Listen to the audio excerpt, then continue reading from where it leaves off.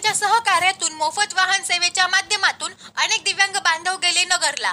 दिव्यांग व्यक्तींसाठी राबविण्यात येणाऱ्या शासनाच्या विविध लाभदायी योजनांचा लाभ दिव्यांग व्यक्तींना घेण्यासाठी त्यांना दिव्यांग प्रमाणपत्राची आवश्यकता असते। हे प्रमाणपत्र मिळविण्यासाठी मतदारसंघातील दिव्यांग बांधवांना अहमदनगर येथील सिव्हिल हॉस्पिटलमध्ये जावे लागत असते। कोपरगाव पासून जवळपास 100 किलोमीटर असणाऱ्या सिव्हिल हॉस्पिटलमध्ये जाणे येण्यासाठी दिव्यांग बांधवांना व त्यांच्या पालकांना होणारा त्रास कमी व्हावा, तसेच दिव्यांग बांधवांना सहजपणे दिव्यांग प्रमाणपत्र उपलब्ध होऊन त्यांना शासनाच्या सोयी सुविधांचा लाभ मिळावा यासाठी मागील 3 वर्षापासून दर महिन्याच्या पहिल्या बुधवारी आमदार आशुतोष काळे यांनी दिव्यांग बांधवांना अहमदनगर येथे जाण्या येण्यासाठी करण्यात आलेली मोफत वाहन सेवा आजही अविरतपणे सुरू आहे।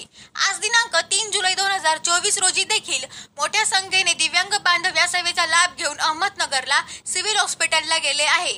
या प्रसंगी शहर अध्यक्ष सुनील गंगुले, रमेश गवळी, फकीर मामू कुरेशी, दिनकर खरे, डॉक्टर इलियास सय्यद, युसुफ पठाण यांच्यासह दिव्यांग बांधव मोठ्या संख्येने उपस्थित होते।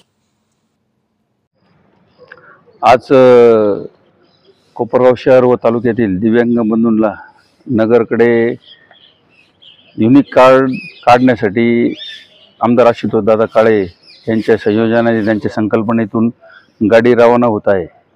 गेल्या 3 वर्षापासून अविरतपणे आमदार आशुतोष दादा काळे यांनी या कोपरगाव शहर व तालुक्यातील दिव्यांग बंधूंना नगरकडे नेऊन त्यांचे सर्टिफिकेट काढण्यासाठी सर्व प्रकारची मदत आमदार साहेबांनी केली आहे। आज या लोकांना इथून घेऊन जायचं, रस्त्याने त्यांचं जेवण खावण, त्यांची सर्व सोय करणे, त्यांना घेऊन जाणे आणि त्यांचे सर्टिफिकेट काढून देण्यासाठी सगळी मदत करणे हे आमदार साहेबांनी गेल्या 3 वर्षापासून केले आहे। त्याबद्दल मी आमदार आशुतोष दादा काळे यांचे आभार मानतो।